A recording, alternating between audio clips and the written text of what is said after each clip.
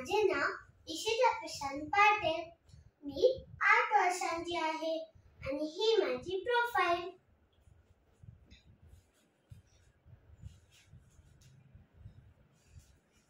आई माझ्यासोबत असं का करते?